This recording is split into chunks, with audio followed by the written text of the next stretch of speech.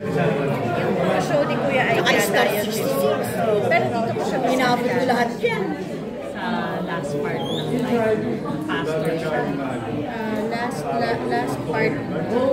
Siguro nakilala ko siya mga 2011, 2010. Matagal na. Ay, bait na tao, napaka-jolly, laging nakangiti, laging maasikaso. Ayun, ako ninong siya nung ang ilang daughter ba?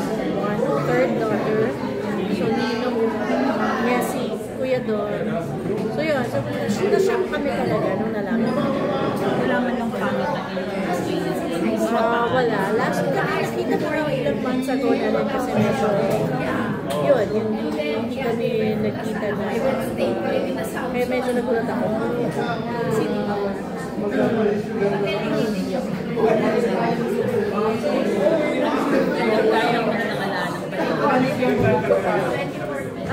Basta ako lagi, last usapan natin was nangangansyaw siya na, ano, Rani, sabi niya, hindi na, gawa na tayo ng movie.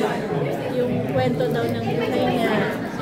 Sige, sabi ko, sino gaganap ko sa'yo? Sabi ako na lang din. Sabi ko, ikaw din. Ikaw bata, ikaw din. So, yun yung last na naalala ko. Pero lagi talaga pagka nagkikita kami lagi. Kahit malayo siya, or basta lagi lagi siya. Lagi siya nakabati sa'yo, lagi siya mabait siya. Sabi nga ni Arnold, parang gusto na sana bumalik sa showbiz. Oo, talaga. Siguro kaya siya nagpagkit na gano'n, may nag-iisip na siya, diba? Sumubok ulit. Pero ibang ano na, ibang buhay na yung tinahak. What have you learned from Dominic as a person? Well, I guess siguro yung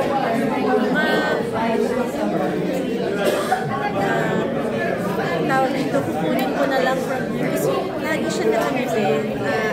That's the word for me today smile. Siya pala yun.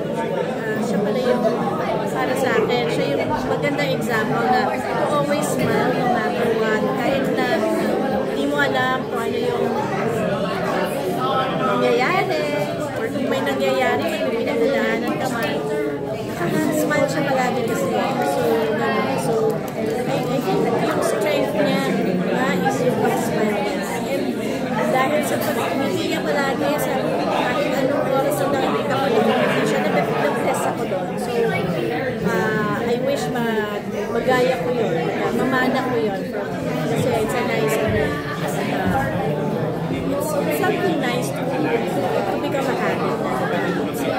Minsan kahit mainit ulo, hindi ko siya nakita kasi nagalit or sumangot or tahimik ko. Like siya nakamiti. So, like siya nakamiti.